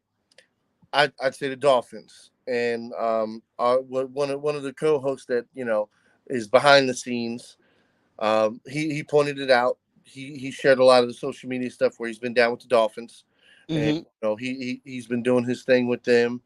And okay, I 100%, I can see that happening. That would be a very dangerous fucking team, especially if Tua was playing. I mean, you give him a nice stud at the running back. He's got multiple weapons as far as wide receivers. So I mean, yeah, that would be scary. Okay, then I'll say the Ravens. Okay, Here we go. that's Here that, we that go. that that's who I want. I've been calling for Cook or Henry all off season. That's what I want. I Or mean, Saquon Barkley, that was another one too. yeah. I mean, that I'm just saying. I want to stud it in the backfield, because especially in Todd Monken's offense, Lamar Jackson doesn't need to run the ball. Like, yeah, if he scrambles to get ran out of pocket, then yeah, let him cut and run if he needs to. But the fact that I want him handing the ball off more than I want anybody to even think about him running. You know what I'm saying? And again, this is a what have you done for me lately league. That's how I feel about our backfield. What have you done for me lately? And your yards per carry can be whatever it wants to be when you fucking only have 500 yards in a season. Just saying, you can have 5.7 yards a carry, but you only played half the season, and out of half the season, you only got 500 and some yards. Just saying, just saying. On the third team is the Jets. That's fucking scary to think about. It's scary. Let me just jump in real quick. It's scary to think about, but they still have Michael Carter, and they still have a great running back they got out of the draft in Breece Hall that's coming off an ACL injury. I understand it. I understand you want to get Dalvin Cook there. I get it. You understand the leniency? How much the Jets are willing to give Dalvin Cook, with knowing that you had almost both of those guys could have been 1,000-yard running backs last year before Cook gets there. Yeah, but now again, like I said, you got a guy coming off injury, right? Yeah. So now Dalvin carries most of the load, and then once you know your guy's healthy, you just slowly start to mix them in there. And then again, if this guy can't go and his injury doesn't heal properly, or it's extended, or anything goes wrong, you then have another backup that can also produce. So that's why I said. And then again, look at all the talent the Jets have. I'm just saying, like that right there is a key contributor. Hold on, Dalvin Cook. I'm gonna get to play with Aaron fucking Rodgers, not Kirk Cousins. Aaron motherfucking Rodgers. Like, yes, I know it is not the Aaron Rodgers of 2012, okay, but you still have to give the man respect. It's Aaron fucking Rodgers. He's not 42. You know what I mean? He's still got some years before he gets to that stage where you really start to see the decline. But again, to me, I see Aaron Rodgers having at least 2 more good years in the NFL before you really start to see that decline come down. Right. That's what I'm saying. The opportunity for Cook to play with a quarterback who can win a game, to play with, you know what I mean, a complete team, defense and offense. It'd be the first time in his career that I feel like he would be, comfortable saying, like, dude, we've got top 10, top 20 talent at every position. Now, I can say this. There's one team that you didn't mention that needs a running back, and that's the Buffalo Bills. Let's talk about it. Let's talk about. I understand that his brother is there as well. Fuck him. But fuck man, I'm so no. Just hear me out. Just hear me out. We know that the Buffalo Bills run game has not been great. Outside of Josh Allen running the football. Well, I mean, Singletary had a couple good years. Yeah, I mean, don't get me wrong, but is he a Dalvin Cook? Is he a change of pace, a game-changing back? No. No, I wouldn't say. So, does he have flashes like Dalvin Cook? Absolutely. But is he Dalvin Cook on an every down basis? No. No. And I think you need an every down back like a Dalvin Cook for Buffalo, where you have a good defense and you run the football, especially in them cold weather games. Yeah. Something that Buffalo could not do in the last 3 to 4 years. Yeah, but does Dalvin Cook want to go up there and play in that motherfucking cold ass weather? I mean, if they give him, if they're the best suited to give him the most money, he damn sure will. If you got to be honest, let's be honest. He did play in Minnesota. That's the indoor-outdoor field. Yeah, but that's what I'm saying. That little bit helps. So that. Buffalo is one of those teams for me. The second team for me, we can agree on, is the Miami Dolphins. I think the Miami Dolphins, to me, is the one of the best suitors. If you look at what's around Tua Tagovailoa, the receivers, the tight end, the defense, they're lacking a running back as well. So Miami is definitely a good place for Dalvin Cook to be the number one guy. And the question is, how much the Dolphins are willing to pay him? That's going to be the team for me. Now, this might be out on a limb because we don't know the situation about Alvin Kamara's suspension. We don't know how long he's going to be suspended for. But if he can go to New Orleans and do what he needs to do, I think New Orleans could be a suitor. I don't know as far as their salary cap is, which I don't know, because I only saw the top 5. Yeah. But New Orleans could definitely be a spot to help out Derek Carr in that offense. They already have a good offensive line there. And I like the New Orleans Saints. But if I want to get revenge on the Minnesota Vikings, I would go to the Chicago Bears. I would go to the Chicago Bears, put it with Justin Fields, Chase Claypool, Cole Kmet, and DJ Moore. What? Yeah. And play my former team twice a year? Yeah, goddamn Skippy. I'll say the Bears should be the top suitor. Well, Bears, give them a call. You got the most money out of anybody in the NFL right now. Give them a call. So I'll say that, like, the Bears would have to pay him top tier money though. I think, you know what though? That might start the whole thing with the running back situation. You know, Zeke is still out there, and you still have a lot of running backs that's out there. And now, if Dalvin Cook gets signed, and he gets about 10 to 11 million guaranteed. Now there goes Josh Jacobs going back to the Las Vegas Raiders. Hey, what's up with my money? Saquon Barkley. Hey, what's up with my money? You know what I'm saying? So this might be the spark of the running back room. Zeke, what you going to give me to come back to Dallas? I'll take a pay cut to come back to Dallas. You know what I'm saying? So hey. So this is what I'm actually afraid of. I'm afraid that if Ezekiel Elliott is still on the market come the first week of August, I got a bad feeling the Ravens are going to try to go after him. I do, man. I don't know why.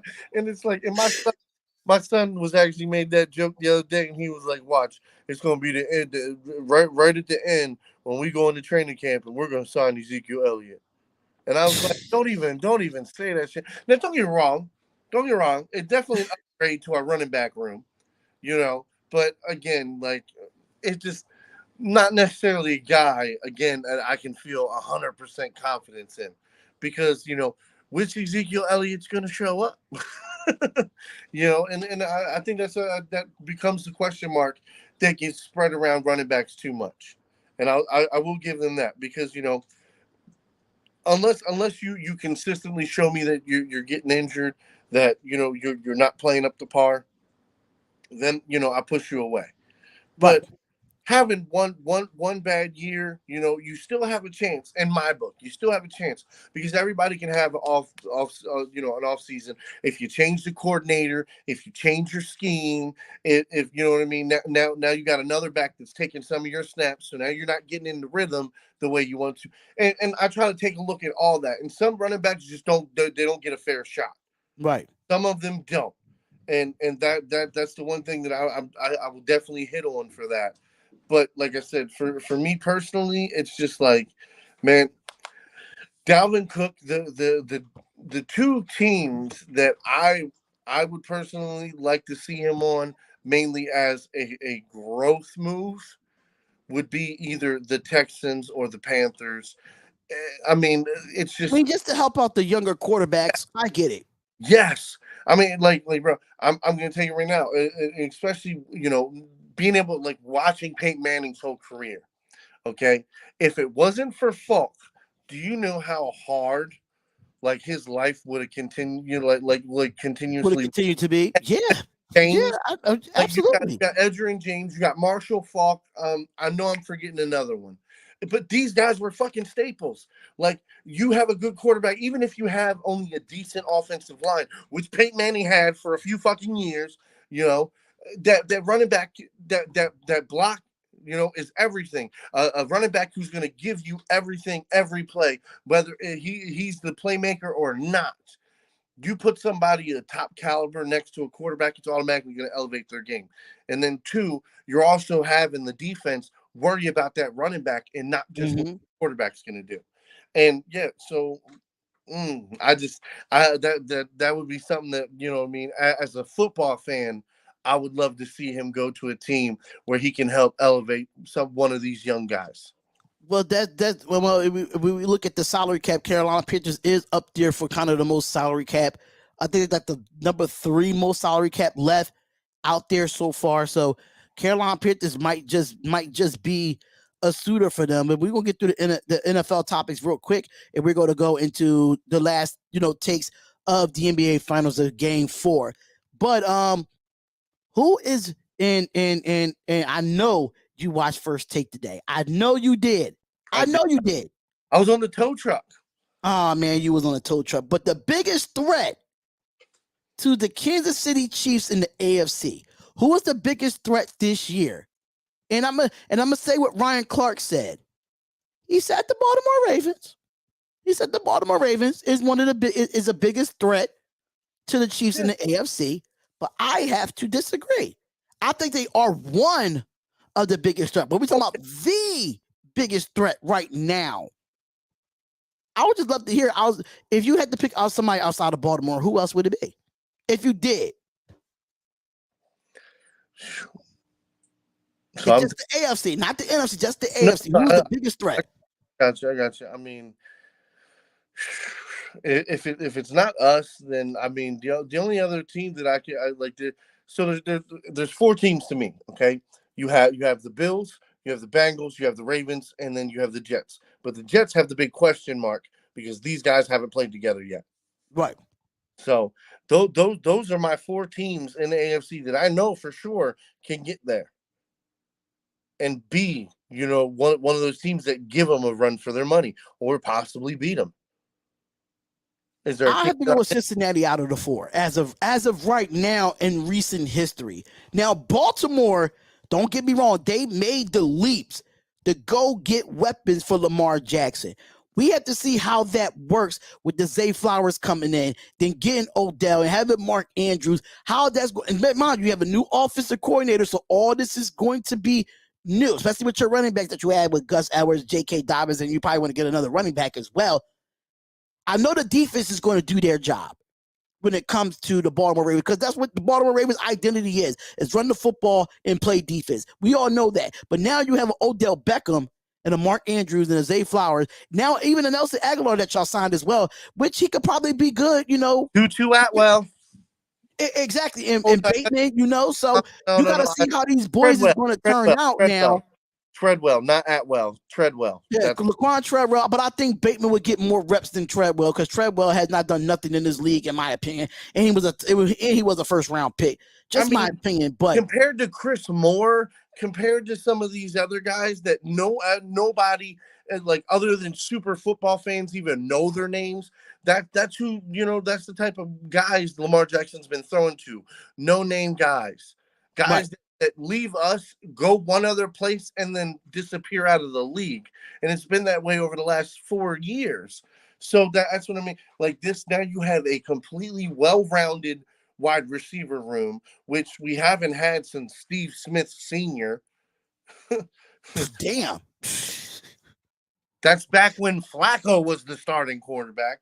Oh, that's the only quarterback y'all gave a max contract to until y'all signed Lamar Jackson. Yeah. But I like Cincinnati here because one thing about Cincinnati, they know how to reload, they know how to rebuild, they know how to beef up an offensive line. And I'm just only thing I'm really concerned about Cincinnati right now because they lost a lot of defensive players on that side as far as their secondary go, and I want to see how they reload in that area. But I feel like Baltimore is on the cusp of being one of those biggest threats for the Kansas City Chiefs. I just have to see it on paper; it looks good. I just got to see it physically on the field. So who's your number 1? Cincinnati. Cincinnati? Okay. I think Cincinnati because Cincinnati knows the Kansas City Chiefs. They know how to beat them. They advanced to go to the Super Bowl to beat them a few times. Buffalo cannot get over that hump. Buffalo got to get to the AFC Championship multiple times. I just don't think Buffalo is ready for Kansas City, even though they went out and got Leonard Floyd and Cam Dantzler in free agency. But I still feel like right now, Buffalo is just not ready to beat Kansas City for some reason. It's Buffalo's kryptonite. And on top of that, they got to beat Cincinnati to get to Kansas City. Yeah, but Buffalo's secondary took a hit this offseason. Buffalo's linebacking core took a hit this offseason. The defense, I'm not scared. I would not be scared from Buffalo's defense. Yeah, sometimes you lose players and you reload and you coach them up to keep your identity. So that's it's a little bit of concern for me. But let's see what the coaching can do for Cincinnati. Yeah, they're not going to have a linebacker that's going to fill Edmund's shoes. Oh, for Buffalo, right? Yeah, for sure. That's what I'm saying. But that's why to me, Buffalo will make it to the playoffs. Probably, yeah, absolutely. But what are they going to do in the playoffs? Not much because, like I said, unless somehow they make some trades and kind of try to smooth the edges on that defense. I mean, again, it doesn't matter if he puts up 35 points a game if their defense is going to give up 35 points a game. I've been saying this, and I don't need to talk about my Raiders, but I've been saying this to a lot of Raiders fans for years. No matter how many points your offense has scored, if your defense cannot get a stop, it doesn't mean shit. It doesn't mean nothing, basically. Yeah. No, and I mean that's basic numbers, and that's why like the Ravens fans, we love defense because the whole thing is like we had a defense for fucking over a decade that like we rarely let you score over 20. Right. You know what I'm saying? Absolutely. More often than not, yeah, you got 14, you got 17, okay, you got 20 points, but you ain't scoring no 28, 35, 40, like that. Just there was never none of them games like that for real. Yeah. Don't get me wrong, Agreed. yeah, a handful of games spread out over a damn decade that might have been like that, barring injuries and other things. But for the majority, like that's just not us. We're not gonna let that shit happen. Absolutely. I agree. One inside thing I will add, especially for the Ravens defense, is we went and got Dr. Rush from Atlanta and we brought him in, and he's our outside linebackers coach. So he's working with Adabo from that played for Michigan that towards I believe he tore his ACL at Pro Day. Okay. Remember, he was supposed to be a number one of the top 10, 15 picks in the draft that year. And we got him for a steal in the second round. And then you got Away. Again, another guy, first round pick guy. Like guy has got a first step that rivals anybody's. And now, he's getting the handwork and actual moves to go with it by a proven source who is taught at the likes of, Carlos Dunlap, Aaron Donald, you know what I mean? Yeah. Like and guys like that, he's helped progress and help them with their dominant moves and solidify themselves as a pass rusher. And now you got these two guys who have literally Away's been in the league for 2 years, 2 years now, and Adabo's been in there literally 1 year. Right. So it's like, you're taking these two super young guys. If they ball out and say they both, one gets in a double digit, say 10 sacks, the other one has 8 sacks.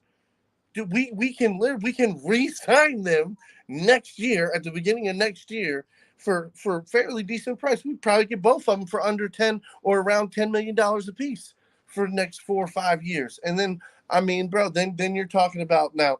Remember Von Miller and Elvis Dumervil? Yeah.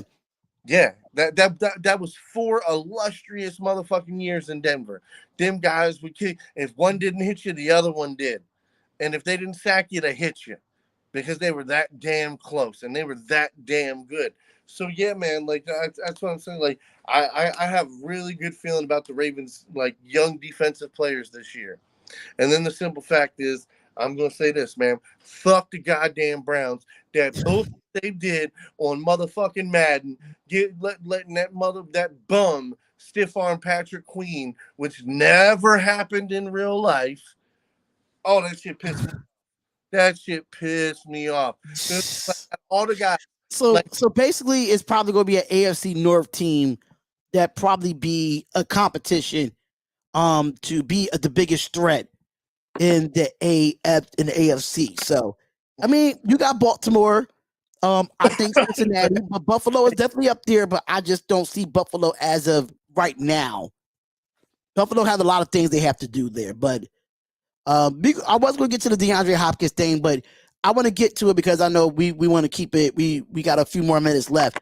And let's get straight into it, ladies and gentlemen. Let's get straight into it. NBA Finals, Game 4. We finally here. Final topic of the show. And I have to say, y'all ready for the bets, man? Are y'all ready for the bets? Yeah. We're here, ladies and gentlemen, and we are live for these bets. Yeah, shout out to FanDuel for putting these lineups together. Shout out to Mac for putting these lineups together. And shout out to Bet Us. Receive 125% of your sportsbook upon the deposit. The link is in the description. Make sure y'all go check that out. Mac, break it down to us, man, about these bets. We ain't doing them in a while. So let's go. Let's talk about it. So this first bet I got this is one of my spicy bets right here. This is the first one I placed today. So it's I got Jokic with 30, Murray with 20, Martin with 10, Porter with 10, Vincent with 10, Brown, Pope, and Bam all with 10 points in this. Okay. Like I said, I mean, it's gonna. I feel like it's gonna be a back and forth game. Last game, it just seemed like the tires started to deflate in the after the second quarter, it just slowly started going down. Right. Then but I definitely feel like all these guys are gonna have good scoring games. None of these guys are really out of the blue. It's what I mean. Like yeah, Martin and Porter have played more of a role player, during times, and so is Bruce Brown. But for the majority of part, they score. I have a big feeling that Pope is going to go off on the 3-point line tonight. I just have a feeling because usually after he has like a slow paced game, he turns the fucking heat up the next Yeah, game. he turns it up. Exactly. So I was I about to feel say that. he's been kind of absent the last few games. So I'm definitely looking for him to make a splash. Um, I Murray, Martin, Pope, Vincent, and Porter all with 2 threes. Yeah, So, that's a guarantee right there to yeah, me. I mean they're all going to shoot at least 3 or 4, 5 apiece. So you know what I mean. The shots are definitely going to be there. So the next bet I made so I made a 3-point bet.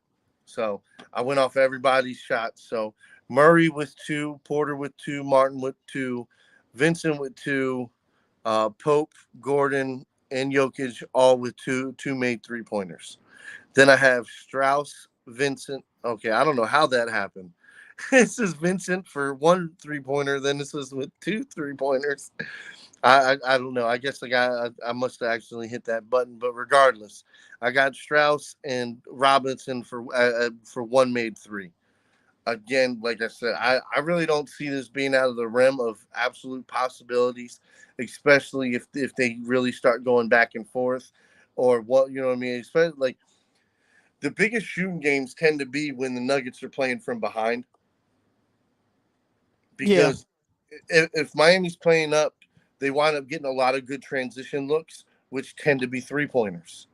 So that's what I'm like I said. I mean, it's I made the bet. You wager $1, win $90. That's one spicy bet, but to me it's sexy. Like that thing just looks good. Now I have another bet all the way to the far right.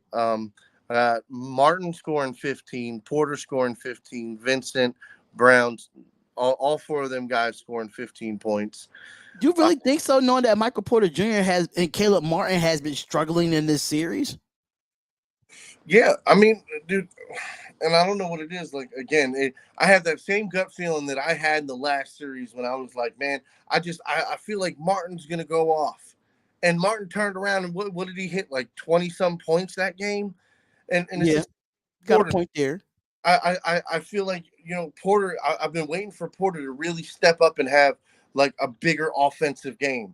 And if he gets the confidence after banging 1 or 2 or 3 3-pointers, and he gets some good looks mid range, and then he's gonna get at least 1 or 2 chances to get a putback. So I mean that's what I'm saying. Like I definitely see it possible for him. Bruce Brown, if Bruce Brown comes in and plays his game, especially like that more of 6-man role, and he really runs and guns, he's got no problem scoring. Like we've all seen it happen multiple times over this year, multiple times in the playoffs, where he's come out and scored 18, 19, 20 fucking points. And that's what I think, I mean, he's going to be good for. Now, I'll say this, right? Again, I don't think Jokic is going to score 40 fucking points. I don't even think Jokic is going to score 30 points. I think he'll be somewhere in the mid 20s. He'll have like 12 to 14 rebounds, and he'll probably have 8 to 11 assists. Like I really feel like Jokic is pretty much going to average a triple double. But I got Jamal Murray 20 points. I mean that's no brainer. You know what I mean? Like when's the last time he hasn't? Like one time in this whole playoff run. Yeah, and that was game 2, and he had 18. He was close to 20 points at that time. Yeah, and that's what I mean. Like 90 some% of the time he's going to get you 20. So yeah, I'm going to take that shit to the bank. I got Jokic with 8 rebounds. I got Murray with 4 assists. I got Jokic with 6 assists, and I got Murray for 2 3-pointers. Like, I mean, the majority of these things, again, it's a little stretch, but it's all possible. And that's all I'm trying to give you. I'm just trying to give you some spicy bets that are absolutely possible. As you can see, most of my games, I bet $1, out $2, $3, maybe sometimes even $5. But I stay within my budget and what I'm comfortable betting and losing, because sometimes they don't hit, sometimes they do. Right. But again, if you don't like part, like say you like the last bet, but you're like, I wouldn't bet on Porter getting 15 points. Okay, then take that off, and you can replace it, or you can take the rest of the bet, or pick and choose off of each one of these things which ones you like. I'm just giving you a base example, and I'm just giving you some things that like, hey, if you like it, bet it. If not, you know what I mean. You can make your own, but I'm just trying to give you some information and some facts behind why I'm telling you what I'm telling you. Absolutely, absolutely. So make sure y'all go check out FanDuel. If you want to put these lineups in, screenshot it, or you're listening on the audio podcast, make sure y'all go check that out. Here, this segment back and write down your notes. Jot down your notes. If you want to put it a little bit more than expected, that's up to your discretion. But these are the lineups that Mac does like for tonight's game of Game 4. And of course, if you just want to bet, the over unders as well. When it comes to it, make sure y'all go to Bet Us and get that 125% sportsbook upon initial deposit. Link is definitely in the description here. So anything else to add on before we go on to the final predictions? So I'm gonna say this, like, if you want to bet the under over, right, more often than not it's been under. So especially with these two teams, because you got two teams that do play defense. The Nuggets can play defense, the Heat can play defense. Plus, they're both pretty fast-paced teams, and you know what I mean. Of course, they miss shots, they get a lot of rebounds. So again, like you said, unless both teams just go on a fucking score and tear, I don't see the over hitting on a consistent basis, especially in this series. So I would take the under for sure. But like I said, I mean, me personally tonight, I feel like it's going to be a close game, and it's Miami's to lose. Okay. I want to pick Miami, but again, if they don't come out firing in that third quarter and they don't close out the fourth quarter, then the Nuggets are going to take it. But like I said, this is Miami's game to lose. So the last takes for Game 4 tonight, which is at 8:30 Eastern Standard Time on ABC. I will be doing the live play-by-play and reactions of the Game 4 of the NBA Finals tonight right here on the Darion Hopkins Show. So we're going into a finals predictions here, and I need Miami to win this game. If you want to extend this NBA Finals, you're going to have to win Game 4. Because if you don't, it's over in 5. I'm sorry to say, Heat culture. I love my Heat culture. I will be a Heat fan next year. I'm telling you that right now. And shout out to Terry T, which is one of the mods. She is sending me a Shaquille O'Neal Miami Heat jersey. Woo-hoo. She is shout out to her, sending me a Miami Heat Shaquille O'Neal jersey. So shout out to Terry T, one of the moderators and one of the number one supporters of the show, and the number one supporter of the live play-by-play and reactions. She does her thing. I know she don't come into every live stream, but when she do, she makes sure she kick the weird people out and all of that stuff. So she'll be sending my address. I did. She sent me that she actually sent it off. I won't have it tonight, but I'll have it by Monday, she said. So thank you to you so much. Thank you. But Miami got to win tonight. I can't break down what else you need to do. It's just an automatic win. You have to go into this playing aggressively like you played in the first 2 quarters. You want to stay in the game against Denver.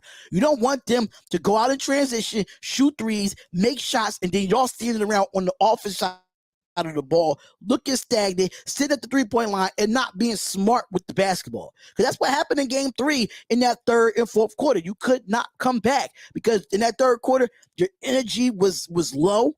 Your enthusiasm was low. The fans was out of it, and Denver took advantage of that. They made their adjustments in game 3, but in game 4, you have to keep that energy all 4 quarters against basically the number 1 team in the league right now, and that is the Denver Nuggets. So I do have Miami winning because I love my Denver Nuggets. I love my Miami Heat. I love the Denver Nuggets too. I think Jamal Murray is a stud.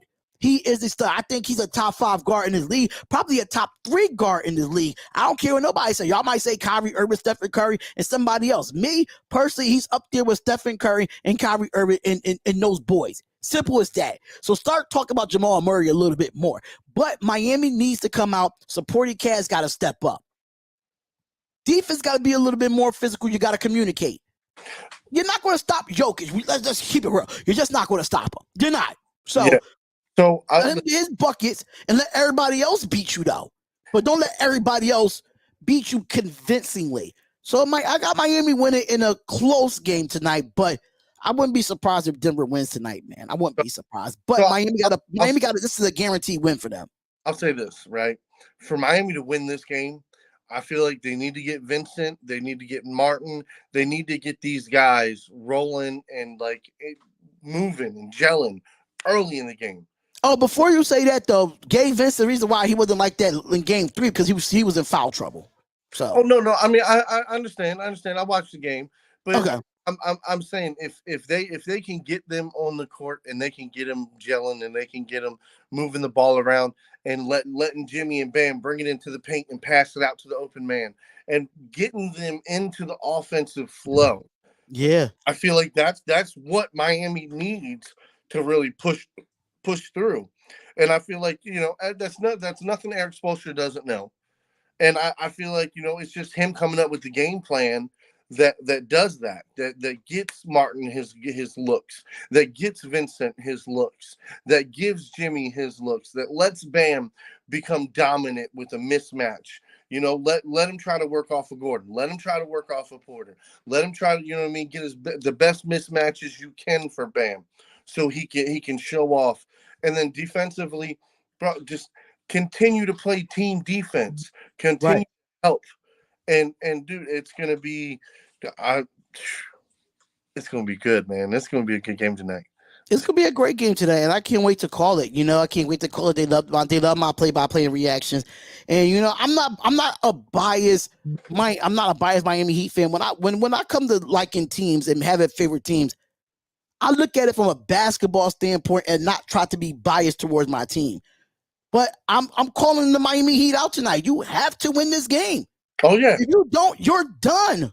Yeah, because there's no way that you're gonna take Denver coming on if they win back-to-back games in Miami, they're gonna be riding high, and then they're at home. And they play damn good at home. Right. So one home game.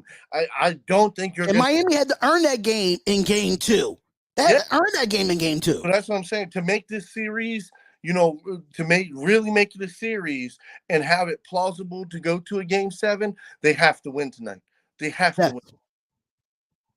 There's no ifs, ands, or buts about it. You don't want to go back to Denver knowing it's hard to win in that altitude, and it's hard to win in Denver by itself. You was the only team to do it, but I'm sorry to say, man, if it goes down 3-1, it's gonna be hard for me to believe in the Heat culture, man. It's gonna really be hard for me. I love my Miami Heat. I love the team. I do, but it's a fight tonight. It's a fight for your season tonight. Yeah, man, it's gonna be a good game, bro. It's gonna be a good game. I don't think it's gonna be a blowout. Either way, unless Miami comes and just fucking shits on them, and just rains the motherfucking threes. It's gonna be hard. It's gonna be hard to do that. Mike Malone and Eric Spoelstra, they one of those guys. They always counter adjust with these counters or matchups. It is really going to come down to the matchups because I'm gonna say this for game 3. For game 3, I didn't like the matchup where you had to switch on Jamal Murray going up against Bam Adebayo, and you got Gabe Vincent on Jokic. I hated that matchup so many times, and you see how Jokic took advantage of that matchup. You want to keep Adebayo on Nikola Jokic as much as you can, because that's really the only big man that you have outside of Kevin Love getting less minutes. And another thing for Spoelstra, if you need another wing defensive player, you have to throw in Highsmith. You have to throw him in there defensively. The guy had 18 in game 2, but he was good defensively, and he know how to get the ball out in transition after he gets steals. So you're going to have to find some ways to get him some minutes as well. I mean, dude, how is he not starting? Like, I'm just saying that. Like, bro, it should be Bam. It should be Highsmith. It should be Butler. You got Vincent, and then you know what I mean. You got Lowry. You got Martin coming off the fucking bench as the sixth man. Right. Like, maybe Spoelstra probably is thinking that. We don't know. We don't know. We don't see what happens. You see that they went to Kevin Love in the last couple of games. That's the starting lineup. All I'm saying is you just give me my shout out. You heard it here first. Listen, if that lineup happens tonight, I'll make sure at the end of the night I will cut it out and make it a short. I will make it a short. Hell and yeah. Like, Eric's supposed to listen to us on this show. Hell yeah. Hell yeah. You know, I mean, bro, he's got to at this point. He's got to. This is a must-win game, and you need your best defensive guys out there. You need somebody who can match up against Gordon, who can match up against Porter, and who can match up against Murray on a switch off. You know what I mean? Who can even at least kind of defend Jokic if needed right. to, depending on the switch. Highsmith can decently guard everybody out there on a matchup. Is he going to be a great defender on everybody? No, but right. A much better matchup than like Martin. Don't get me wrong, Martin plays really good, but Martin is undersized to try to play, those bigger guys. Absolutely. And I absolutely agree with that. And it's going to really be a good game tonight. And I cannot wait for this game tonight, So I have a weekend full of live play-by-play and reactions I just want to throw out there. Tonight I'm doing the NBA Finals. Tomorrow I'm doing my Philadelphia Phillies versus the LA Dodgers. That's going to be a great baseball game. And then Sunday, I'm doing a doubleheader of WNBA where you have the New York Liberty and the Connecticut Sun that's going to be playing, which they're top two Eastern Conference teams. Because there's no game until Monday if it is a game 5. So I'll be doing WNBA doubleheader on Sunday until we come back on the Darion Hopkins show on Monday. So that is the schedule for this weekend here. So Friday's episode is definitely in the books, man. We finally got through the week. Finally got my boy back. You see how the continuity is there? You see the chemistry is there when you're here? It doesn't make it feel like I'm talking to myself majority of the time, No, I mean, absolutely, brother. Absolutely. I'm happy to be home. I mean, it's been rough. It's been rough. Well, hopefully your car can get back to, driving again. And, make sure you're not sore or nothing like that. Make sure you get checked out because you'll never know what car accidents. Yeah. You never know. I got checked out last night. I'm good to go. Okay. Listen, I'm just concerned. I appreciate it, brother. I appreciate it. No, I'm just concerned, just making sure you're good. You know what I'm saying? So, yeah. Make sure y'all hit that like button and subscribe to the channel of the Darion Hopkins Show. Follow the Instagram at DHopkinsShow, Twitter at DHopkinsShow, Facebook at DHopkinsShow. We all on Apple Podcasts, Spotify, Amazon Music, and iHeartRadio. All the episodes are up there, ladies and gentlemen. I do have a TikTok, which is at DHopkinsShow, but I am going to start putting Mac on there now because I know everybody tired of seeing my face on these reels and these YouTube shorts and stuff. Mac already was on my YouTube shorts already, but hey, we're going to put some more up there of you, brother, with your takes. Yeah. So, you're not going to be seeing my face all the time. Now I'll say this. I'm on Facebook. You can look me up, Mac Campbell. Mm-hmm. You want my personal bets, you know what I'm saying? Hit me up. Talk to me, you know what I mean? We work something out. I don't mind hooking up, you know what I mean, certain people. I usually every week I hit at least 3 bets. So I'll say that. But now they range. It's not always basketball. So a lot of my bets I win are off baseball. Because I like thought about doing a Stanley Cup as far as bets? So I mean the hockey bets, I'll say that this is the first year I've watched a lot of hockey since I was a kid. Okay. So now getting into it, now understanding, the roles a little better, knowing who the players are, because you know what I mean. Like you can bet on a team to win, but again, I didn't like betting on teams to win because you would have a team like Boston and they'd be on a 4-game tear, and then they would lose to somebody like the Jets or Phillies, or you know what I mean. It would just be one off horrible fucking game. So I like I like the under overs. I like betting the under and over for baseball. I like betting the under over for hockey. I don't like the single game parlay on those type of games because again, it's so down to the last minute, and I've done that on hockey games twice where I've made a bet for a single game parlay, and two of the guys didn't even play. They started a different goalie for the saves, and then the what do you call him, the lead scorer guy. I don't know what you call him. I don't know what you call him either. I listen, I still want to learn the game of hockey so we can talk more about it on the show. But hey, I still want to learn the game. I might, you know what? I might have a few people come up on here that I know that talks hockey, and give them their expert opinions about the Stanley Cup or hockey stuff like that. So I know a few people that I could reach out to for that. I'm gonna say this: like, I like the Panthers. The Panthers. Like the Panthers, you know what though? They doing the thing to the Las Vegas Golden Knights. I can say they playing really well against the Golden Knights. I can't lie about that. Down, and that's what I watched parts of the game. Flipping back and forth, through ESPN. So I get to watch some of it, and it's just like I like that team, man. I just like it. It's just like, again, like the Chicago Blackhawks next year are going to be a real good up-and-coming team. The Flyers, I really like the Flyers. The Flyers are looking Let's go, Flyers. Let's go. You know what I mean? And then, oh, my God, why can't I'm drawing a blank? The Devils, the New Jersey Devils.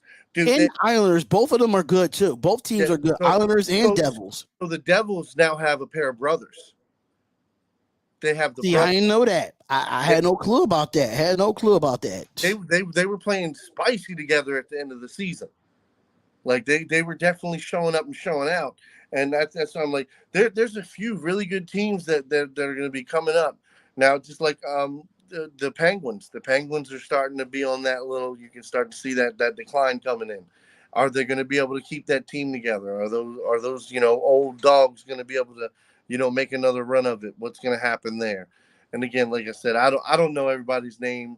I know a handful of guys. That's about it. But it's exciting to watch, and I'll say that. But yeah, we're going to head out of here, ladies and gentlemen. Thank y'all so much for tuning in to another episode of the Darion Hopkins Show. Thank you to my co-host Mac for coming back for me, man. It's been a fun episode. We talked about a lot. I am going to break these down into segments starting soon because I want to upload more videos up to the channel.